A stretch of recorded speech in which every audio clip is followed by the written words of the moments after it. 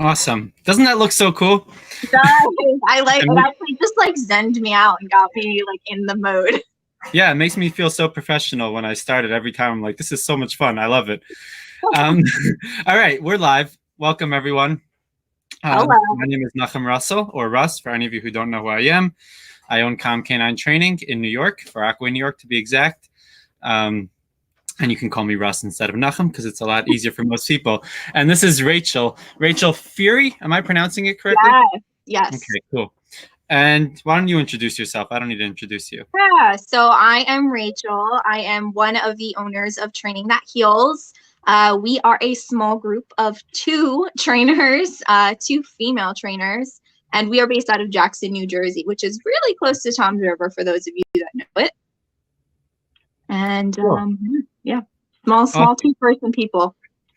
And how did you get into, like, how did Training That Heals about? How did you get into training and all of that? So our story is we are pretty, we're pretty young company, especially true for a crazy year like we've had this past year. We really haven't gotten like a full year open because being from New Jersey, we had to shut down for a few months last year with COVID and the pandemic and everything. So fingers crossed that 2021 is like our first full year open, whole 12 months. But we opened in 2019. And the reason why we opened is just because it was our next step. We both met at a previous training company that we worked for. And they eventually were shutting down. And so we were faced with the decision of what are we going to do now? So we had a few months to think about it while we were kind of wrapping up on the last little bit of cases before they officially closed the doors.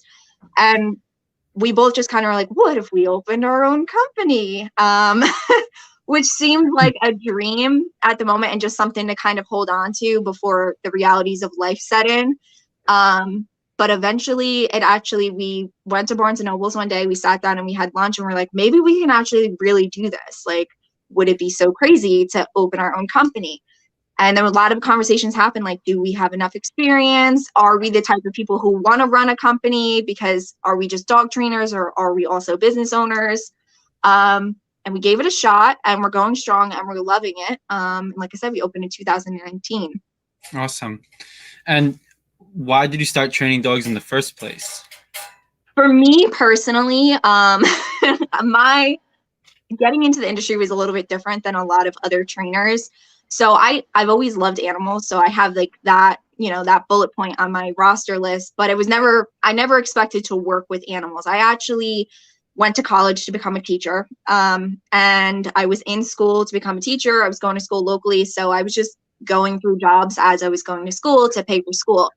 And in 2018, I needed another job because I had lost my job, and I saw a job listing for a kennel aide for a local dog training company. And I gave it a shot. I was like, oh, that sounds cool. Sure, let me do it, because it was one of the only jobs in my area and where I wanted to work out of.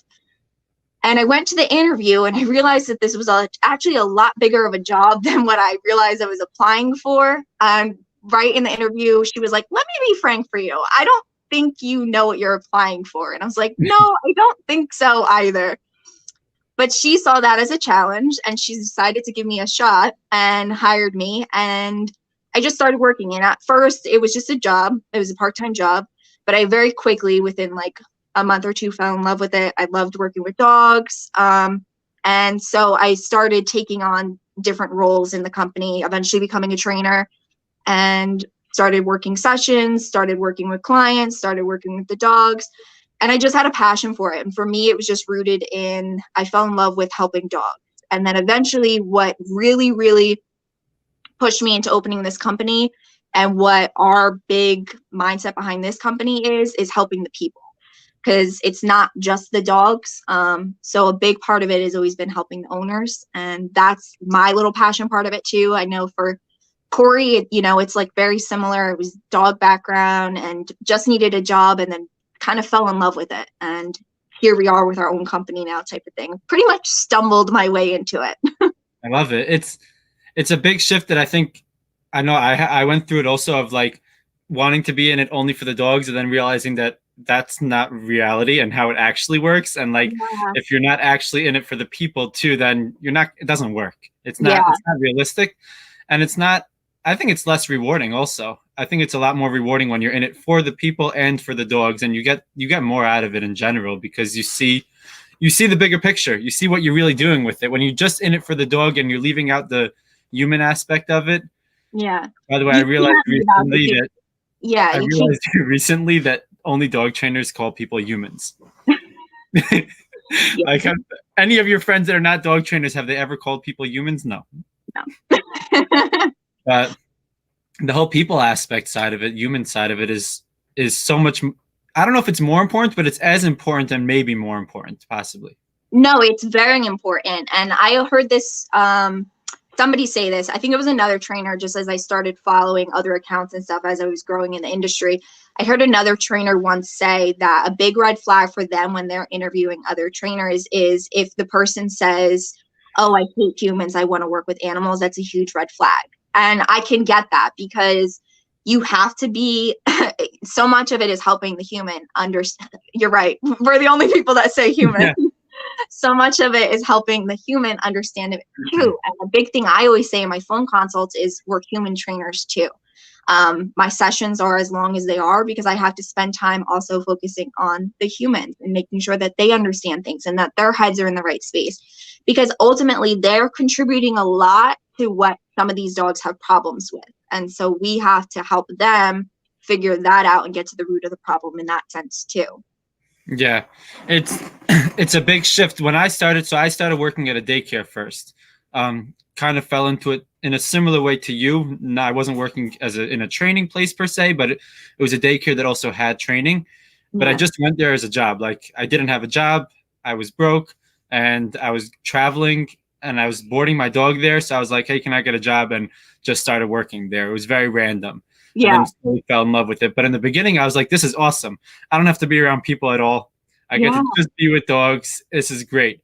But once I started to fall in love with the behavioral aspect of it and really wanting to get into the training side of it rather than just caring for dogs, that was when I started to have that shift more of realizing how important the people are. Yeah. And it's an important thing. I think that I was just writing about it. I'm not going to actually post it because too many. But, oh, what happened? Oh, too many people hate me. I actually cutting. It's cutting out? Just just a couple words cut out. Okay. Is it good now? Yeah. Okay, good. So I was writing about it today, just like my thoughts on it. I probably will never post it because I'm not trying to lose all my followers. But I think that the whole I hate people and I love animals more comes from such an unhealthy place in general. Mm-hmm. So as I started to become a healthier person, I realized it's like, no, I actually love people and they're awesome. And I also love dogs and they're also awesome. So I can do both. Yeah, I think this, and I agree with you. I think there's like, because when you're younger and you hear that saying, like, you know, the sassy young person in you thinks like, oh yeah, I totally agree with that. But as you get older, and now from this background and this perspective, looking in at that saying, you're right. It is kind of rooted in an unhealthy thing, and I think people don't realize that they need to approach things in a different way. And so yes, you could love animals, but you're loving animals in one way. And maybe you don't love humans in the same way, but you definitely on some level have some type of respect and love towards human interaction as well. Maybe it's not your favorite interaction, but I think to say that only one is good or I only prefer one, that you're right, it's rooted in just this unhealthy mindset. And I definitely think a shift needs to take place there too. Yeah. And I think for when it comes to training, why it's so important for us, for trainers, like whoever said that if they see a trainer say that type of thing, it's a red flag, because ultimately we could only help dogs to a certain extent, but if we also are helping people, we're truly helping the dogs a whole lot more. Even if you're in it for the dogs, if you recognize that you have to help the people too, you're ultimately helping the dog a whole lot more. Right. Because we're looking at the whole picture, right? A dog that doesn't have an owner that's being helped too is not going to live its most fulfilling life. It's not going to work. It needs to have both ends. And I think it's beautiful. Like one of my favorite parts is go home sessions. I do board and trains primarily. Yeah. And go home sessions they're stressful and they're hard a lot of times, and I go home exhausted, but I also love it because like I'm getting to see what I'm actually doing. I'm getting to see the fruits of my labor, and to connect with a person in a really awesome way, and see the light bulbs go off and all of that. Well, I think as trainers too, like we have a sense of responsibility when it comes to the dogs that come through our doors and that we work with. I know I feel like a huge responsibility for any dogs that we work with. And I want the owners, because I put a lot of work into that dog, I want the owners to understand everything on the same level that I understand now when it comes to their dog. So you're right, go home sessions are super important. And for us too, yes, it's like a long day and it's exhausting, but it is so rewarding because I know that I gave everything I could to that owner to make sure that their dog is being understood in the same way that I or Kori just understood it for the last few weeks. So now their dog is set up for a better life going forward. And I think there's some trainers that should make sure they place more of an importance on that, because yes, dog training is dog training, but it is also the human side of it too. And I think sometimes a big misstep is not focusing on that human side just as much. And that was a main priority of ours when we were opening the company. And one of the very first conversations we had was we want to make sure that we're providing more support for the humans than what we were seeing at the time in the industry, or at least from the trainers that we knew of during the time. Right. And so we made sure like we switched some things that we knew because we wanted there to be more support, that we wanted there to be more better explanations, just more reality, making things work for the people, for the humans, because the reality is if it doesn't work for them, the second you leave, they're going to stop using it. They're not going to do it anymore. So just making sure that we set the humans up for just as much success as we would the dogs when they're going through the training. Absolutely. What's been you've been in this for, you said, about a year and a half running your own business. What's been the biggest struggle so far? Aside from Well, I guess the dog training during the pandemic. Right. I was thinking about the year you opened. I was like, okay, I know the biggest struggle. But like business-wise, besides for like the struggles that everyone has. Yeah. So I mean, I guess a big struggle, and I mean, I wouldn't really call it a struggle, but more like a growth opportunity and a learning opportunity. Like what we've been doing this whole month now, it being January, and in light of the new year and making, new intentions and new goals and everything, we've spent the month taking a back seat and growing. So doing research, reflecting on everything that's been going on for the last year and a half in the company, and what don't we like? What can we fix? What is there room to fix, to get better, to improve upon? What is good as it is? All that stuff. And so we've been spending the month kind of doing a lot of that behind the scenes stuff, because that to me is what was the hard part of the company side of it. Dog training, I picked up on quickly. It was, when you're a dog trainer, you are good at it or you aren't. You have it or you don't. And I picked up on it really quickly, and Kori's always been a natural at it too. So the hard part for us is the business side of it, and just making sure that, like I said, we're supporting the owners as much as we possibly can, that things are being explained the best they can, all that stuff. Yeah, absolutely. Dog trainers are generally not good at business. It's like, because no one gets into it to like own. No one, I've never met a dog trainer, and if I did, I probably wouldn't like them, who said they got into this because they wanted to open a business, like they wanted to own their own business. I understand like there's dog trainers who have an entrepreneurial mind, but not that like they got into this to start their own business, to be a business owner. It's they got into this because they're passionate about dog training, and then next thing you know, you're running a business and have to deal with all this business shit that they didn't know about. Right. I know I'm not good at that side of it. I don't know what to do, but I'm trying to figure it out. Yeah. And I mean, and that's even like, there's two parts to it when it comes to the one part of it is, adjusting your packages, adjusting your homework files, that stuff that's important for the owners that they see. And the other stuff is like, your miscellaneous office stuff, which we're still trying to ignore, like tax season coming up and all that stuff. That's the part there's a two-part of it. Yeah. Do you guys do primarily board and trains, or you do one-on-ones also, group classes? We also do, so we do board and trains, we do in-home style sessions one-on-one, and we just started offering classes for local shelters and rescues. Nice. So working with their staff to make sure that the main class that we've been doing is kind of like a leash handling class. So getting the whole staff on the same footing on how to safely and properly, use a leash at the basics, some basic 101 stuff, because some of them, with volunteers and stuff, not everybody has that same background.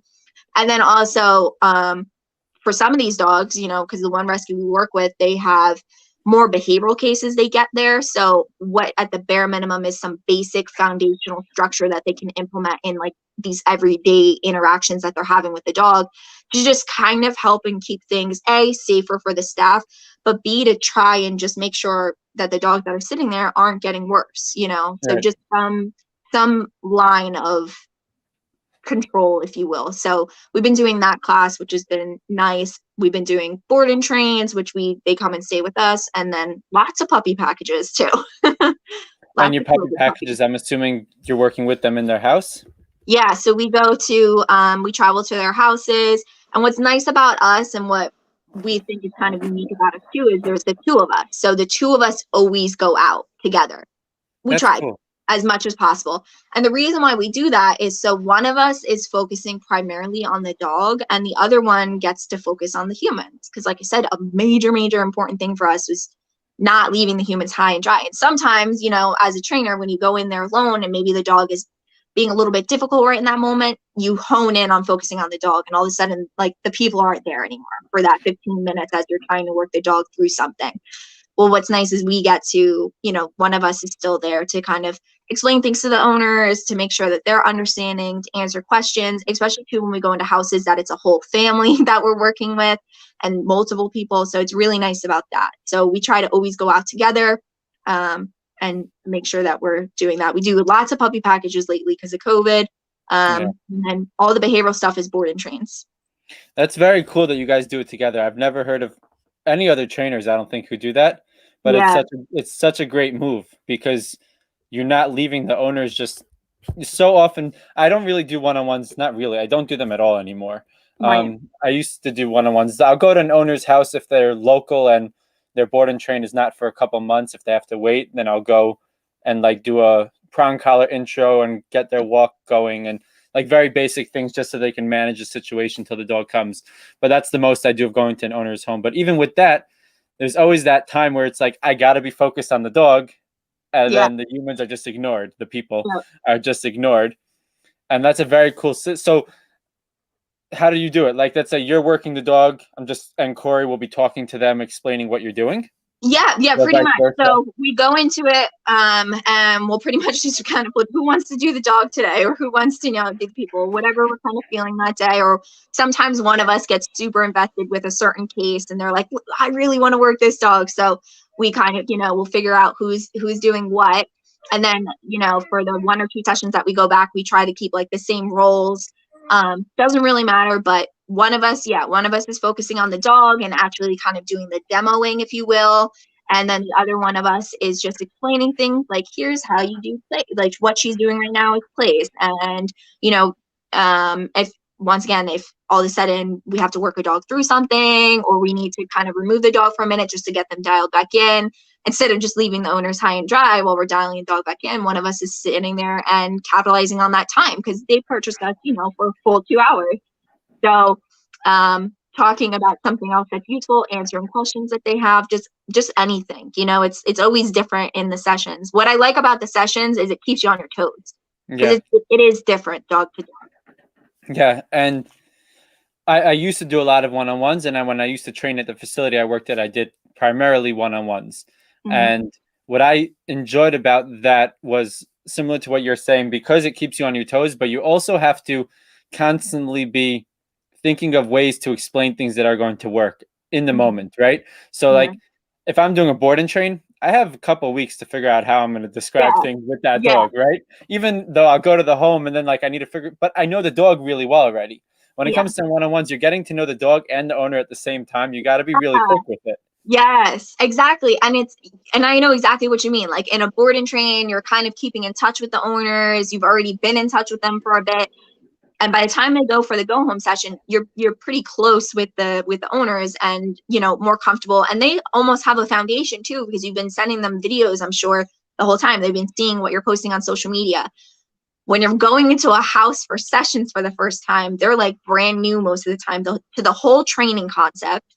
They're brand new to tool usage. Sometimes they're brand new to you guys. You're doing introductions, you're getting right into training. And yeah, so it's nice. And like, I literally almost can't even imagine not having the other one of us there. There are sessions, of course, that we go to on our own if things get busy or one of us is sick, something like that. But it's so nice having another person there, because it just really gives us an opportunity. Like, I can't even harp on it enough. It's so important to us that the humans feel like they're being heard too, and we're not just there just to focus on the dog.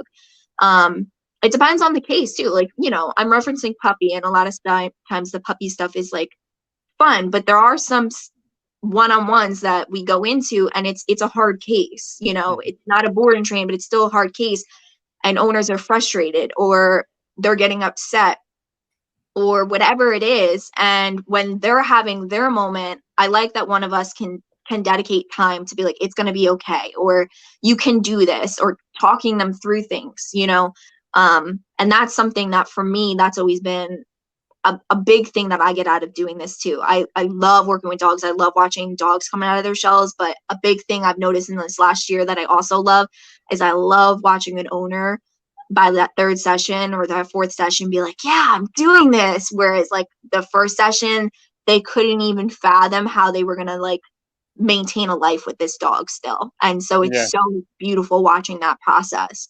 And I think that's what I like about the two of us being able to be there. Yeah, you get to build a person's confidence in a way that's really interesting that most other people don't get to do. It's like we're not officially life coaches, and I'm not trying to be, but at the same time, through what we do, we get to change people's lives in a very interesting way that I think a lot of it carries over, and more than just the way they interact with their dogs. When you can build someone's confidence and empower them, then it could work in so many ways. It's a very beautiful thing that we get to be a part of. Right. And I think that's why I took such a liking to this industry, to this job, was because when I got that job back a few years ago, I was at a very low point in my life. And I noticed that by practicing the training with dogs, I was subliminally also learning good traits for myself and management skills for myself. And that's something that I love pointing out to owners. I'm like, here's how you say no to your dog. And you're going to implement this in other places in your life, whether you realize it or not. Because 9 times out of 10, when you have an owner like that was really, really struggling and they didn't even know how to say no to their dog, they don't know how to say no anywhere else in their life too. Which is like me a few years ago. I was a massive people pleaser. And then that empowerment that they feel, and it does affect other aspects of their life too. Sometimes I'll even get owners that text us and they're like, guess what I did today? And it's not even related to dog training. It's amazing. And a lot of our posts that we try to make, and I notice you write like it too, it's a, we're not, therapists, we're not in that field at all, but whether you realize it or not, there is some layover in that sense. Yeah. All the important things, like leaving tools aside and leaving like the dog aspects of dog training aside. But I think the deeper stuff, what really matters, that really changes the dog ultimately and changes the relationship they have with their owner, it all works as a personal development way of life too. That's what I've seen in a very strong way with my own life, and then with anyone who I know who really dives into it in a real way. There's no way not to, right? If you're building, well, think about it in general. If you're getting more confidence in any trait, in any type of discipline, you're going to become more confident in general, right? And then if you're learning about boundaries, and then you're learning about structure, and you're learning about discipline, it's going to seep into your brain in one way or another and affect your life. It's not possible not to, when that becomes such a important aspect. And dogs are such a huge part of dog owners' lives. It's not like, unless you're a complete ass, it's not like you just have a dog that just exists, right? It's part of your life. And then when the training becomes part of your life, it's impossible for it not to actually seep in on a deeper level. And to me, that's like one of the most beautiful parts of it that I found in my own in my own journey into this is that connection between dog training and dog relationships with people and that whole personal development and growth thing. It's a pretty cool thing. I think there's definitely, I think there is a big connection there between, you know, like dog training, dog ownership, mental health. Because I think on the flip side, I think why a lot of owners struggle, or a lot of the, you know, I know we get a lot of phone calls where owners are like, they're on their last leg, they're hanging on by a strut, and they're, you know, or in consults, they're crying or upset and stuff like that, because we have such a connection to our dogs. And I feel like as owners, because I know it from the owner side too, not just the dog trainer side, that like when there's a struggle there, where when your dog is behaviorally challenged, like you feel it so deeply that it starts to affect you in other ways. You feel like a failure ultimately, and I don't think people should feel like that. But I think it's why you know, a lot of people just automatically go to that point. And I think whether we realize it or not, it's all connected to the mental health side of it. Do you think that part of why owners feel like failures when their dogs mess up, or whatever you want to call it, have issues, is because of the rhetoric that's out there of everything your dog does is your fault and it's all about your energy and all that stuff? No, I think it comes down to, it's just because, like, for some people, yes and no. For some people, I also think it's because it's your dog and your responsibility at the same time too. And it's like same thing, like where a parent is like, oh my God, why my kid? You know, you just kind of feel stuck. And when you feel that way, you feel also like challenged in that way, that there's challenge, but you don't feel like there's anything you could do. Because some owners, before they reach out for training, don't think there is anything you can do. Right. They think they just have to go through the motions until years have gone by, or the problem resolves itself, or it just never goes away, until they realize that there are options out there. There is training, there is things to do. But I think, I think there is some shame to it from that, sayings like that are out there. Yeah, I find something I tell all my clients, or even potential clients, whatever, when we have our phone consult, I think it's important that they know it's not their fault, because I find after talking to so many dog owners that there is a lot of shame in it, right? You feel like you're the only one, like something's wrong with you because something's wrong with your dog. You're doing something wrong. And then you go online to look for help, and you hear like the energy flows through your leash, and your dog has anxiety because you're anxious, and you have no impulse control, so your dog has no impulse control. Like I've seen all these things out there, right? And then it just leaves an owner. It's like, I guess I'm just a complete fuck up because my dog is. And it's like, no, maybe you have a dog with weak genetics. Maybe you have no idea how to raise a dog, and that's okay. Most people don't. Like I think it's an important shift for owners to recognize it's not your fault. It's 100% your responsibility. When you shift from fault to responsibility, you could actually make something happen. But fault is just going to keep you stuck where you are. Right. You just touched on like another, like, once again, like for me, I get such a thrill out of working with the human side of it. I had a call a few months ago, and they flat out told me in the call that like I am a very anxious person, and you know, my mental health, you know, I struggle with my mental health. I struggle with my mental health, and in the consult, before really even getting into the details of like, hey, what's wrong with your dog, they're like, I don't even think I can keep this dog because my dog is anxious because of me. And right there, that's where I was like, oh my God, I like, that ignited a fire in me where I was like, we have to help her. We have to, you know, we're getting out there. We're going to do a consult. We're going to do the training. Because I need, as somebody who has anxiety too, I think it's so important that people realize I have anxiety, I have depression, I get tense, but I'm a dog trainer. I'm able to do my job every day, and my mental health does not get in the way of doing that job. Yes, I have to drop some things at the door, and obviously if I'm having a harder day, it would be ideal that I maybe didn't do certain things with some dogs.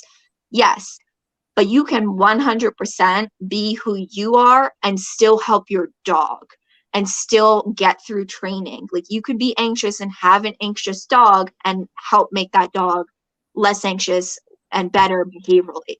And it's so sad that so many, because of that saying, your dog feels you through the leash, so many people feel that way. And it's been driving me crazy this past year, because I need people to know that it's not the case. I get where that saying is coming from, but I think it's not received well. It's not put out well. Yeah. That's the real issue, because of course it's not received well when it's put out in a shitty way. Like, you can't get upset at the person hearing the message if the message is not said right. I think as trainers, we have to take the reasoning behind that, which we all as trainers understand what that message is supposed to mean, right? But we have to give it in a way that it's able to be accepted, so that people will want to actually hear it and work through it, as opposed to just saying it's all your fault, you suck. Teaching what they're doing wrong and helping them become better, right? You can't just say you suck and then end of sentence, because you're not helping. And it's just like when you're training, exactly, and I think that's the disconnect, once again, to bring it back to it. It's why some dog trainers are good dog trainers, but they're not good at the people side of it, because they forget that it's a 2-part sentence. Just like with dog training, we don't just say no to our dogs. We say, no, I don't want you doing that. Here's the better decision. So when we're communicating with the humans and we're trying to let them know, that thing stops at the no, like you said, it stops at the you suck. It needs to have the second part of, okay, maybe we could do this instead, or maybe try moving your body, whatever it is, the instructions to help them. It's the 2-part equation. And sometimes in the delivery from some trainers, or from just those sayings and things, the second part isn't being delivered, the part that the person could work on. Criticism and critiques are not useful if they don't have what you could do better in them. It shouldn't just be an insult. Do you find, as somebody who, I don't have anxiety, I'm super chill, I have no anxiety, so I don't really. I don't relate to it, so I never really had that. Like, I'll get nervous about something, but not anxiety, right? It's different. Do you find in any way that working through these things with dogs has impacted your anxiety in any way, helped it in any way? 100%.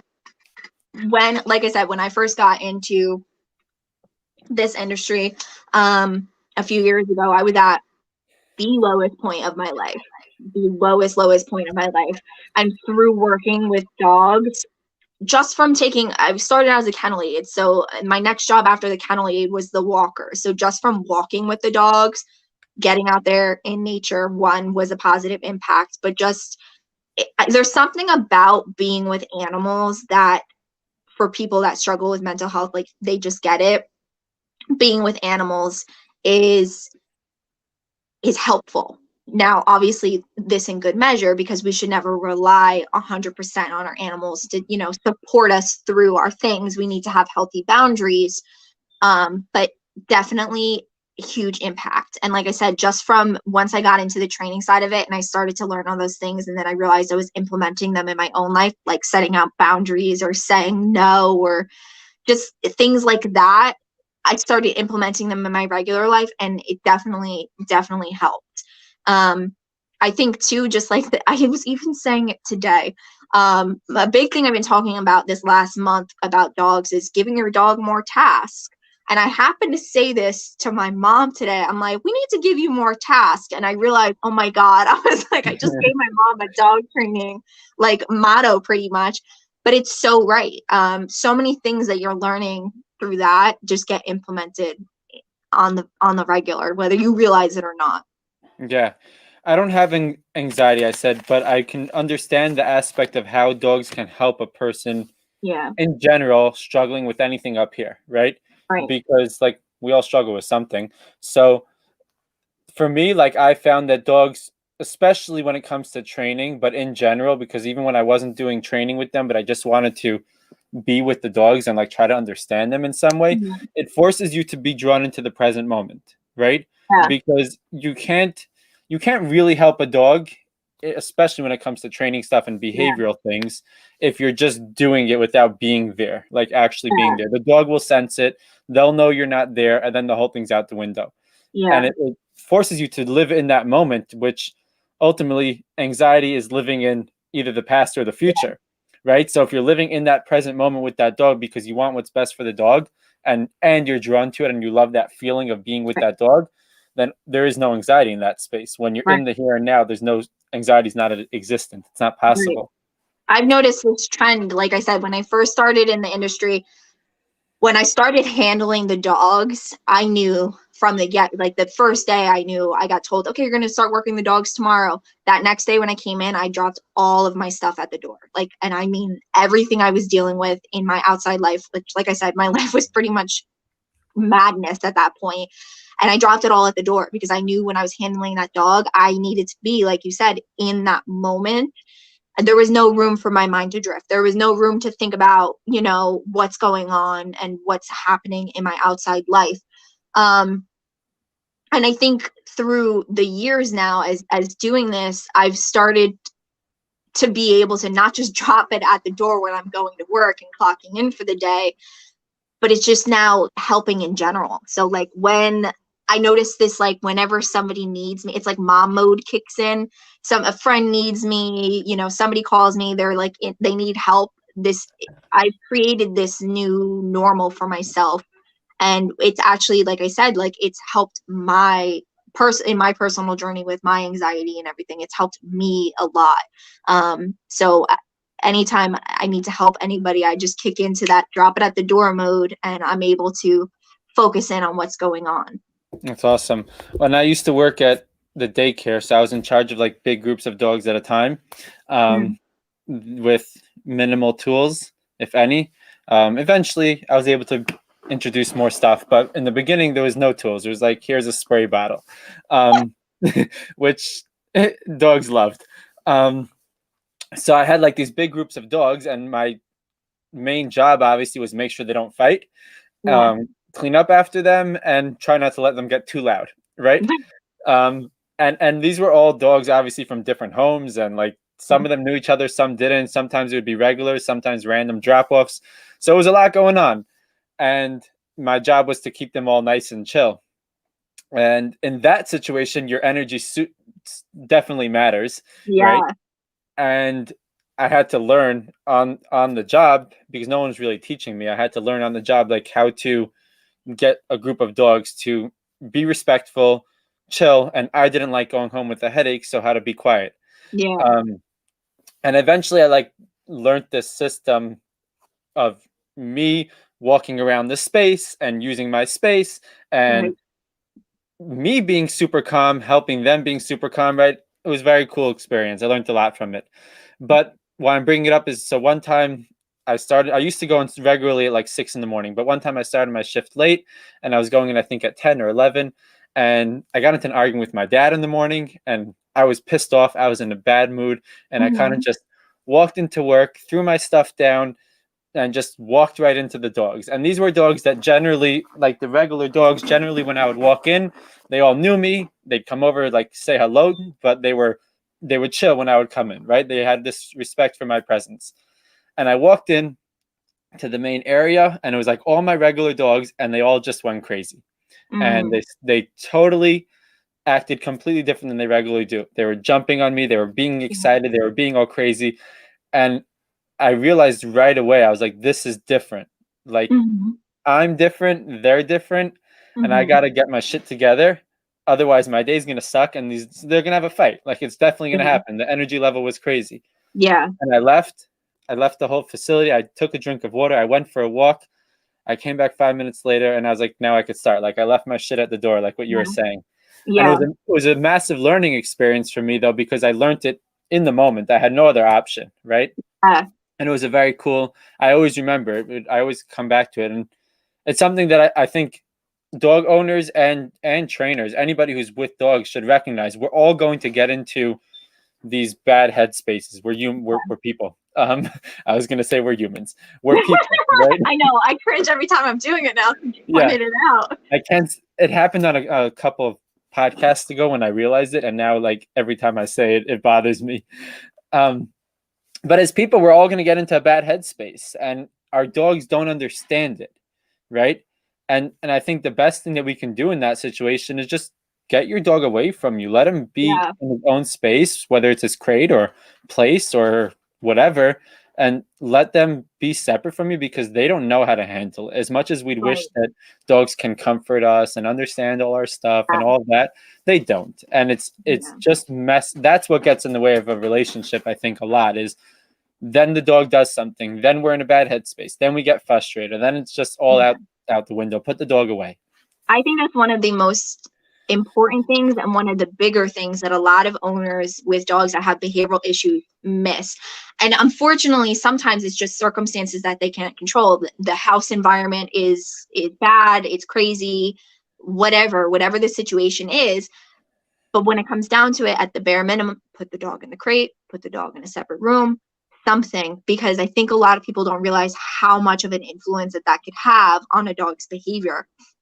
And I think you're right. Like, you realized when you were walking in that room that, oh my God, there's a shift here.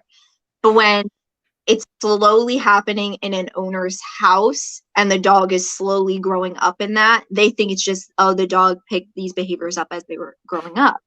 But they don't realize that, you slamming things, throwing things, getting mad, all that stuff, the human side of it, they're seeing that, they're taking that in, and what they do with that is up to them, and sometimes it's not good. So I think a lot of owners undervalue the importance of that, and that's one of the big things that we point out, especially too when we're dealing with harder situations, harder dogs, and unfortunately harder of the human side of it too. Sometimes we have to sit down and have that conversation, like, okay, what can we do to manage this the best that we can? And it's even something, that some of us trainers have to do, that with our dogs too. I know there's days that I walk in and, I had a hard day and I have to be like, okay, who's watching me? The dogs see me and everything. And you just have to take a breather. And so either remove yourself from that or make sure your dogs are set up with instructions and not just left to interpret all of that themselves. Yeah, it's a big one. And it's a hard one. And at the same time, I think it's hard, like leaving my trainer side of me out of this just as a dog owner. Yeah. It's hard because we want our dogs to be there with us when we're going through shit. Yeah. Right? And a lot of dogs just can't handle it. There are some dogs that, like, they can just handle it. They know how to deal with it. They're comforting and all of that stuff. But most dogs are not meant for that, and they don't know how, and they don't know what to do. They don't relate to it, and it just creates all this confusion, and it just doesn't work. I think it's a good thing as dog owners for us to try to see it a little bit from the dog's perspective in those situations and separate from it. I have a question about your oh, sorry. Yeah. Go ahead. Okay, I was going to switch topics, though, if you wanted to say something. Oh, yeah, go. I have a question for you on your shelter work. So you do group classes, essentially, with the volunteers, teaching them how to work with their dogs, right?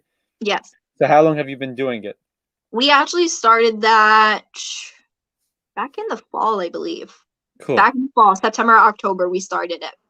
Cool. And so I don't work with rescues. Not that I'm against it. I think a lot of them are just against me. But if there's a local rescue who hears this and wants to work with me, you can he would like to work with you. But I don't push it. But I'm curious, what are some things that you found that if rescues or shelters implemented, that it can help these dogs, help them get adopted quicker, help them not become worse, help them in general become a little better while they're there? So in the realm of getting adopted quicker, I always think, when it does come down to it, and I do have to say, this is the shelter side of it, the rescue side of it, and a little bit of the bad dog trainer in me, because it is a little bit of almost a sales pitch, because especially if the dog does have behavioral issues, we don't want to sugarcoat over that, but we do show them how to go on nice walks. So walking in a heel, a structured walk, because what's the main thing owners want. They want to be able to take their dog on a walk. So walking in a nice heel. Now, obviously, some of these dogs we work with, they have behavioral issues. So the walk isn't, solving that. So we make sure that we point out, like, hey, you still have to, everybody, and they know to inform the owners properly of the other issues going on. But the walk is a big deal for a lot of owners. I know the reason why I adopted my dog was I wanted to go on runs and bike rides and hikes with a dog. That was the main reason. So if we can get a dog that's a huge puller to stop pulling, that's a really nice enticement for some owners. So that, and the reason too why we work with the shelters is is because we do want to help the dogs. Like if I can make a dog feel less tense or less, you know, all wound up while they're staying there, especially adult dogs that take a while to get adopted, that's a great goal. So getting all the volunteers on the same page, because once again, for their safety, when working with these more difficult dogs, but also just trying to create as much structured in an unstructured place as we can. So practicing thresholds, doing kennel work, focus work, structured play, dialing a dog in, like those are all the things that we go over in that class. You know, we get as in depth as we can, but you know, we stay within the reality too. These are people that are volunteering. They're only there for a little bit at a time. We only have like 20-30 minutes to devote to each dog. So we came up things that we could already implement in what they're doing. So hey, instead of just walking right out the door, stop at the door. And here's what you need to look for, you know, pointing out a dog's body language, pointing out if they're actually paying attention to you. All that little side of that stuff that we could really just pack in while they're with the dog for the 20-30 minutes. Nice. And are you using like prong collars there? Are you just using slip leads? Like what do you work with these shelter dogs? So the 2 classes that we did, they were open to prong collar. The rescue is actually really great. It's a rescue that's based out of Jackson, and they use prong collars. So they were the rescue is Pitties and Pals. And they are a rescue that was already using prong collars, so they were pretty on board. Well, the board members were already using prong collars with like their personal dogs, and some of the dogs were using prong collars that were in with the rescue. The reason why they reached out was because these volunteers didn't know how to use the prong collars, so they wanted somebody to come in and just get everybody all on the same page and kind of do an intro thing. So we showed them how to do prong collars and slip leads, because obviously not every dog, you know, some dogs need an alternate option and everything. But yeah, they were really cool about it. So they were on board with the prong. But like I said, it's not even so much about training. It's more so about it's mindset work. It's the behavioral side of it. So right. They don't need to be on anything fancy. We showed them how to use their bodies, because that's a very important tool too. So just all that stuff packed into as much as we could into a 2-hour class. That's awesome. Do you speak to them about like decompression with new dogs and things like that? So some of the things when it comes to this rescue is pretty good. Their board members are pretty well versed when it comes to like dogs and stuff like that. And they've been working with them for a while.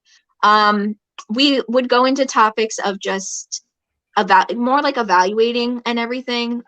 We didn't go too in depth because we spoke with the board members more so on the side of with that stuff. With the volunteers, it was all about just the safety and the handling and stuff like that, because that's their job. When it came to the board members, they still reach out, you know, especially if they're getting a new dog in that's struggling and it's more of a case and obviously they need more, then we approach that dog on a one-on-one basis. Because that was something that obviously a class is not going to be a perfect solution. And we're not even really going in to train the dogs that they have in at that point in the rescue. It's really just to show leash handling. So that's pretty much the purpose of it. And it seems to be going over really well. That's awesome. It's a great way to make a real difference, because you're not just I think a lot of people volunteer with rescues, and it's an awesome thing, and it's great. Like, you know, my hat's off to those people. I don't do that stuff. It's awesome that they do. Somebody needs to, you know, but I think that what you're doing is really awesome, because you're teaching those people how to actually make a difference in those dogs' lives, not just to feed them and play with them and clean up after them, but to actually make an impact in the dogs' lives that can help them in the much bigger picture. Because like you said, a dog that if a potential adopter meets a dog that knows how to go for a walk, like that's a dog's going to get a home much quicker, and then they're going to stay in that home much longer too, because they're not looking for training a week later because their dog pulled them down the street. You've already set them up for success in the bigger picture in a really nice way. Yeah, well, a big thing, like I said, obviously too with the prongs, we're showing them how to properly condition, because that was the big thing that the board members knew how to do, but like the volunteers were just throwing prongs on the dogs. And so a very important thing that we made sure to dedicate time to was proper conditioning, so that when the dogs that were more behavioral cases were going to eventually need training, like when they got adopted and the owners were going to do training, we didn't want the dogs to be desensitized to these prongs. So we made sure that something they were already using, something they were already doing, we just came in and tweaked some things, making sure sizing was correct, making sure it was a lot of little stuff. And it actually, what was nice about it too, was it kind of made us, it challenged us as trainers, because we're so used to going in and starting at one point with the training, and we had to come in here and start at a different point and almost peel things back a little bit further. Because like you said, these volunteers, they have great intentions, they want to help dogs and everything, but some of these volunteers, they don't really have any background when it comes to dog handling. Hold the leash in your hand type of situation, like that's it. Like there's so much more to it for some dogs, so showing them that aspect of it as well was the main goal. And have you gotten to work with any of these dogs once they got adopted? Yeah, so we had some of the dogs we've worked with while they're still there, they're waiting to be adopted, just to try and help them and help the cases. And yes, some of the dogs have been adopted, and we, they've set up training. Actually, the session we're going to tomorrow morning is one that was adopted, and we're going to go train him up a little bit further for the owners. Awesome. That's so cool that you get to see how it all played out in the big picture. It's really cool. It's good stuff that you're doing. So you went to school to be a teacher. Yeah. And I think it's really cool though, because you still are being a teacher in a very real way. Yeah. Do you find that the things that you learned help you be a better teacher now? Yeah, like my hands on, because so I finished my degree, so I'm like I'm certified, but I'm just not doing anything with it. But when I was doing my hands-on training, like student teaching and stuff like that, definitely skills that I picked up from there, I noticed that I implemented when I first started training and I first started doing sessions with the owners. I noticed I was very teacherly, and I was very trying to teach in the ways that the books tell you, and like, here's how people learn. Yeah. Definitely, there's useful things that I picked up, just like there's useful things that you pick up everywhere in your life. But I think the big thing is just the process of education. If the most valuable thing I've gotten from my degree, my very expensive degree that I'm not using, is just the value of education. So a big important thing for me and for us, like I said, this whole month, we've spent educating ourselves more, growing. And so that's something that my degree taught me, was just to always be open to still learning. And I help my owners know that too, to always be open to still learning, to looking into things even outside of us. Even though you hired us as trainers, here's other trainers to follow and listen to what they're saying too. Maybe this sits with you a little bit better. Maybe it resonates better with you. Maybe this method works a little bit better with you. Always being open to education. I think there's a massive value in it. I've spent this whole last month, I got myself a notebook January 1st, and I filled up that notebook with a ton of notes, looking into other trainers, all these other trainers, and just how can I grow? Is there, what could I do different than what I'm doing right now? And I think that that's something that as a student, that is what I took from that. Awesome. Yeah, definitely. If you stop learning with anything, if you stop learning, then you're kind of going to suck at it eventually, because, right? You can be really good at it for a while, but if you stop, then everyone else is going to keep moving forward and you're going to be back here. You got to move with it. Yeah. And especially dogs. Like, yeah, dogs are an ever-changing thing. You could learn everything about dog training means, but you could learn whatever you think there is to know and read all the books, and then you get that dog that just like defies all of that stuff. Yeah. And if you're not constantly thinking out of the box and thinking more and trying to educate yourself, whether it's learning more about dog training or just I don't necessarily educate myself on dog training much. I don't know if that's a good thing or a bad thing, but I think just educating yourself and learning more in general helps with dog training, because it makes, at least for me, it makes my mind constantly be thinking, so that I'll be better. I'll have more information in there, and in one way or another, it's going to help me with that next dog. Yeah, and you're exactly right. And it's so, I try to explain this to like to like my boyfriend, for instance, and who's not in this industry at all. And he works in an industry where here's how you do something and here's how you always do it forever and ever and ever and ever. And trying to explain to him how like, yeah, today I'm pretty exhausted because I had to really switch up everything I was doing for like a hard dog. Or just, yeah, I spent the last month every single night while he's watching TV doing research and growing, because you always have to be able to tweak. Yes, here's how you put a prong collar on. Here's how you do e-collar conditioning. Yes, that's how you do it all. But there's going to be dogs that throw curveballs at you. And you have to always be able to adapt and to be on your toes, and to figure out what works for them. And I think it's so funny trying to explain that concept to people that aren't in this industry, because they're just like, it's just dog training. And I'm like, oh, if only it was. Well, most of what we're doing is problem solving, right?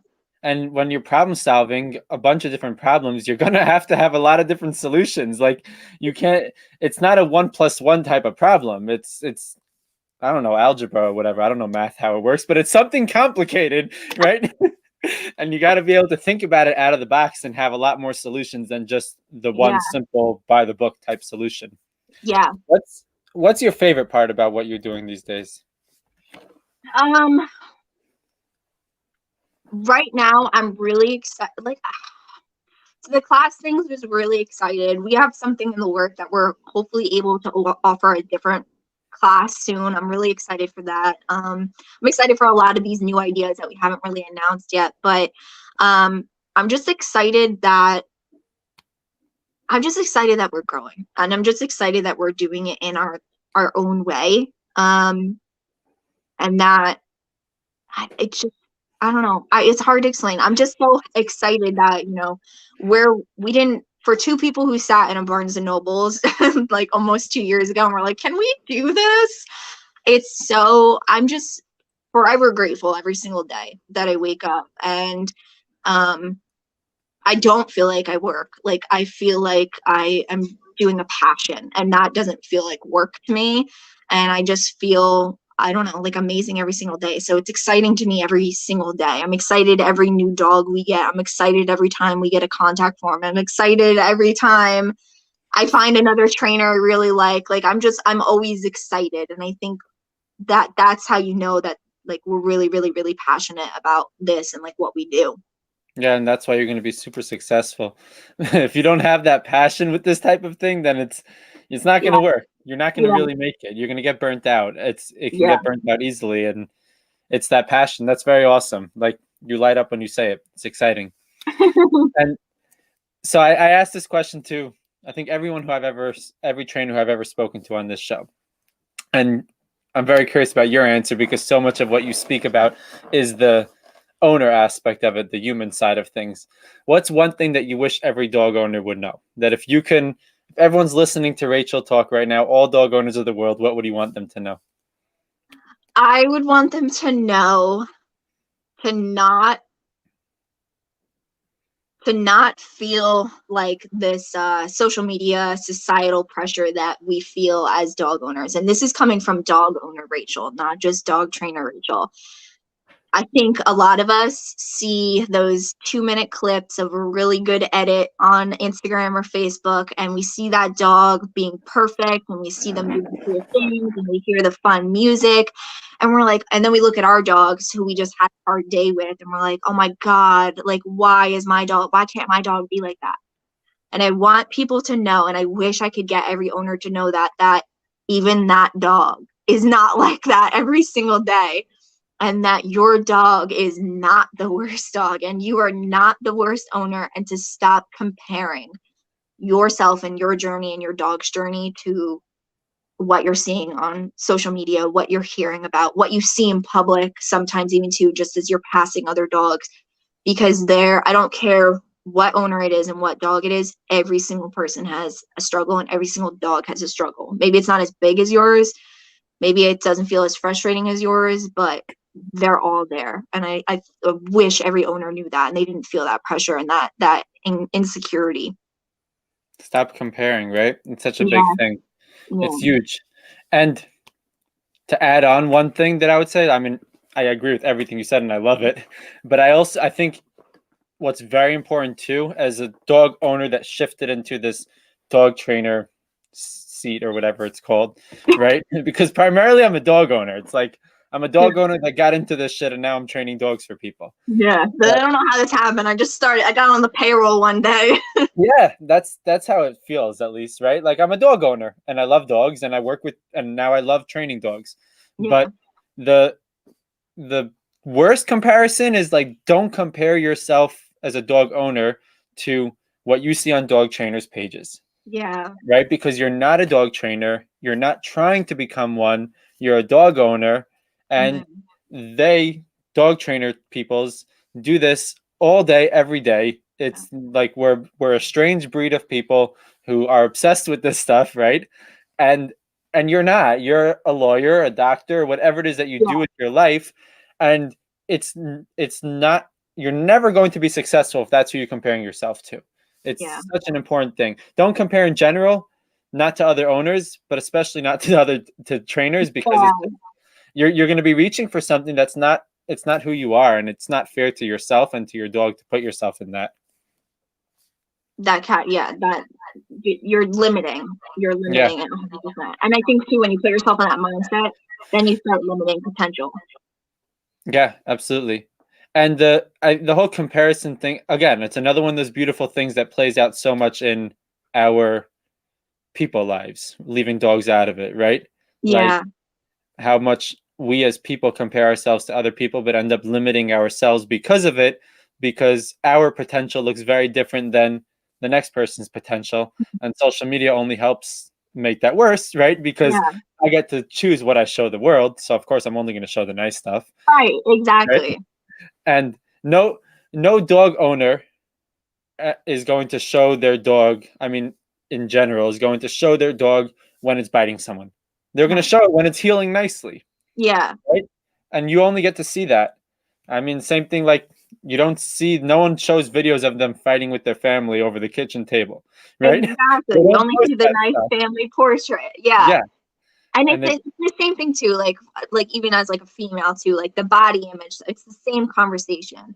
And I think it's just that influence that like social media and the other aspects to TV, like all this stuff, it really weighs heavy today on society.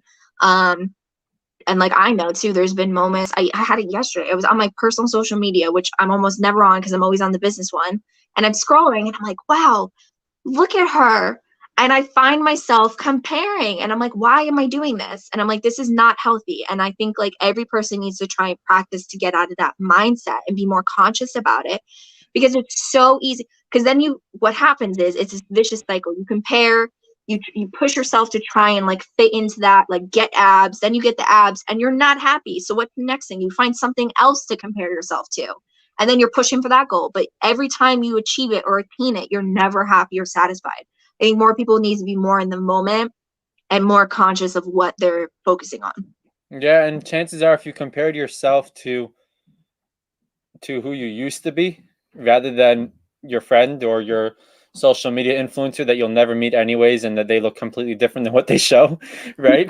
Yeah. Then you'll be much happier, because everyone has grown in their lives in one way or another. If you made it this far, it's because you've grown in your life, right? Yeah. So if you compare yourself to that old self, you're doing yourself a much better service. You're being fair to yourself, and you'll be much happier and you'll have much more growth because you're looking at it on a fair scale. Each person's on the whole journey is different for each one. And when it plays out with dogs, it's so real too. So many owners struggle and never get the help they need because they're like comparing, and then they think that their dog is helpless, their situation is helpless, because look at all these other dogs, they're doing so amazing, my dog must be the only messed up one, I'm screwed. Right. Yeah. And it's hard, and I know too, and I get it, because like from the owner side of it too, like I've gone through it myself too, and I found and that's I think why I have such, like, I take a step back and like I try to evaluate things from the owner side of it, because I was in that seat at some point too. I have a difficult dog too, and I was like, wow. And that perspective really opened up, where I was like, I need to make sure that, once again, like doing everything I can for the humans, because it's so easy to well, they trained that dog was, healing within a day. Why is my dog taking a week? Or, that dog stopped, the resource guarding in what seems like a week. No, that video was edited over 30 days. Here's the before, here's the after, They're not going to show the whole 30 days in between most of the time. So I think just keeping, once again, that healthy perspective in mind, and I wish more owners, knew that, and they didn't compare, because the second you compare, you're really shooting yourself in the foot before you even begin. Yeah. What do you think us as dog trainers can do to change that, to put a different message out? Being more real. That's what I've been trying to be more real. Out in my sessions, the conversations I have with my owners, I'd be more real. I'm very personable. I'm very transparent. I try to compare things to myself, because what I find is sometimes in these conversations, like, they're even, like you said, they're comparing to us. And I'm like, well, we're trainers. First of all, my whole life revolves around dogs. Kori's whole being and essence and DNA ingrained in her. Kori's basically a dog. So, you should not compare to us, because it's not, it's not your life either. So I think just as trainers, what we could do is just be more real. Show the mess ups, show that, yeah, we're humans too. I got on the floor with my dog, or yeah, I'm having couch time with my dog. What I don't like is when some trainers, and I know balance training is across the board, but some trainers are so like militaristic about it, and they're like, your dog needs to be in a heel all the time. There's something, I'm going to quote her, and I think she's listening. Kori always says this in our session. She always says, we get dogs to be family members, to be companions, to be a part of our lives, not to just be, the dog in the military heel. So finding a balance, I think that's our job as trainers, between helping the dog and training them and implementing structure and boundaries and all that stuff, but also this lifestyle of dog ownership, and so showing the real side of it. And yes, as dog trainers, like, we, sometimes have our dogs sleep in our beds too. We hang out with our dogs too. We sometimes go days without, training our dogs. Our dogs have setbacks too. And the New Year's, when things— My dogs aren't trained. Like, I say it all the time. My dogs aren't trained. They've never gone through a board and train program. Like, yeah, they're just my dogs. It is what it is. Right. We just live together. But yeah, it's show the real side of our lives in general, and everything, not just the social media look nice stuff, right? Yeah, like, there's a place for it, because obviously, like, in the realm of business promoting, and also just before and afters, and showing, like, here's how things are done, or how to's and demoing, there's a place for it. But I think it's become way too saturated, to the point that it is starting to weigh negatively. And I think we owe it to the owners. I think we owe it to the reality checkers, because I think too, what's starting to happen is, especially too in the feud between the styles of training, is like, whoa, yeah, you did not train that dog that quickly. No, we didn't. But here's this video that makes it seem like we did it in a 2-hour session. I think being more transparent, being more real. I know there's shifts I want to make in how we present things to make sure that it's more real, and just not making people feel like it's unreasonable. Like, yeah, sometimes it's going to take more than 1 or 2 sessions for your dog to learn something. And instead of posting it when the dog learns it, being more transparent about it, type of thing. Yeah, I love that. It's more authentic too. Like, I think even from the business angle of things, you'll ultimately do better, because it's the authenticity that's going to shine through. And that's what's important. Like, you can have a beautiful, polished social media and everything, but if it feels like fake, if it's like plasticky, right, then it's not attractive. It's not, because it's not authentic. And at the end of the day, behind the business is a person. And when that person comes through in an authentic manner, of whether it's showing your work authentically or showing yourself authentically, but showing up however you do to the world through social media in an authentic manner, that's the most attractive thing. That's who people want to work with. That's who I'd want to work with if I was a dog owner looking for help. Yeah, I think it makes you approachable, because I think a lot of times what I noticed, the vibe I get from, like, some trainers, and this was back in like the beginning, like when we were first opening, not really any of the trainers that I associate with now or look up to now, but the vibe I got was like this god status, and like they're on the next tier, and like it's unattainable, and I didn't find it attractive. I didn't find it attractive as what I wanted to look up to as a role model, as a mentor, as a dog owner. I found it intimidating.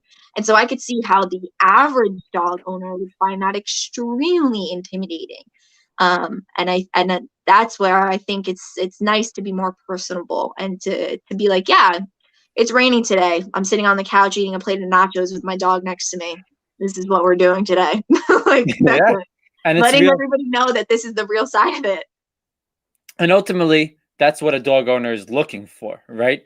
I don't even mean that like they're looking, like you said from Kori, that dog owners are looking for their dogs to be family members, companions, not working dogs, not military dogs. If they wanted that, they'd go to that trainer. Yeah. Right? They'd get that type of dog. Nobody gets a golden doodle to do bite work, right? Yeah. And when you show that, it shows that this training actually makes that more attainable.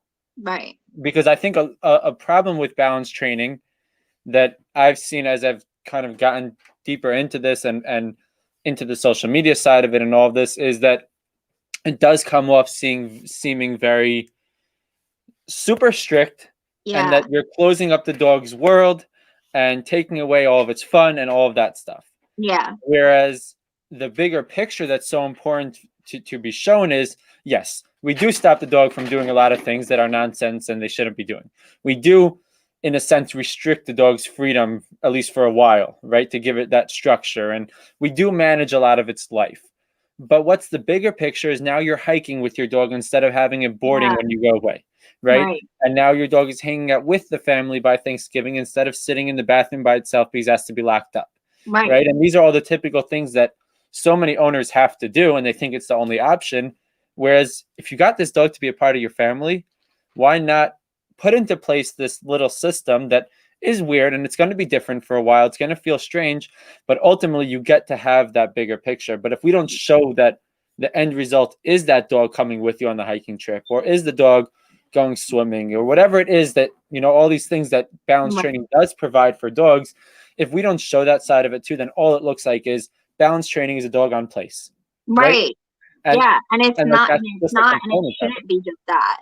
And I think you're right. Like, it's exactly how you described it. And that's how I try to explain it to people and to owners and people that ask me about it. It's creating a different lifestyle with your dog. So a lot of dog owners only ever picture this one lifestyle with their dog. They've had so many dogs in their life that were always just, you know, the easy dog. They never had any issues. And then they get this one dog that all of a sudden they have to change the definition of what dog ownership lifestyle looks like. And it doesn't have to look like your dog always in a crate, your dog always on place, your dog on a leash. Oh, you can get your dog to a point of a healthy relationship with you and being involved in like everything that you want them to be involved in. And it's just changing how you go about things. And yeah, like you said, it'll feel weird at first, but definitely if you're willing to put in the work, like it could be just as fulfilling, if not more fulfilling than what you already knew dog ownership to be. Yeah, absolutely. It's a stronger bond. Yeah, when you work, because you're working through things with this animal. You're not just existing with it, right? Like I did a shadow by a trainer, Julie and Josh. I don't know if you know them, Julie's Canine Academy. They're really cool. And I was talking to Josh about just all this training stuff. I did a podcast with him and we were talking, and I remember saying that who do you have like a stronger relationship with? Somebody who you worked through something really tough with, or just the person that you went to the bar with, right?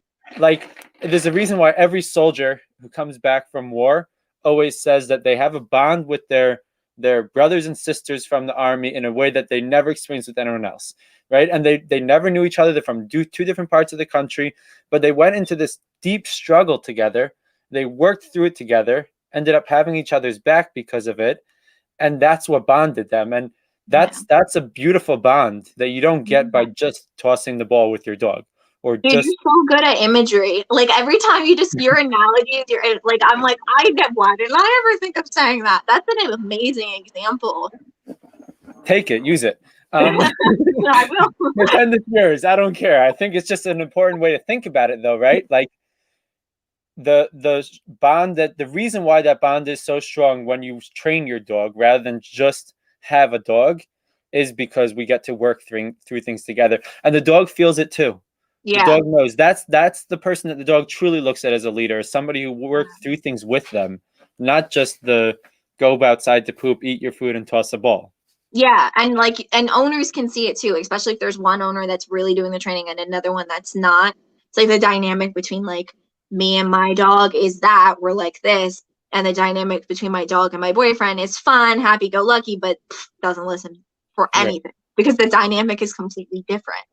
And I think that your 100 the description that you had is spot on. When you work through something with somebody, and when you work through something with your dog, you just leveled up on relationship. And I always say in the sessions too, for owners that are worried, I always get the question, is this going to change, our relationship? Is my dog going to look at me differently? Are they going to love me as much?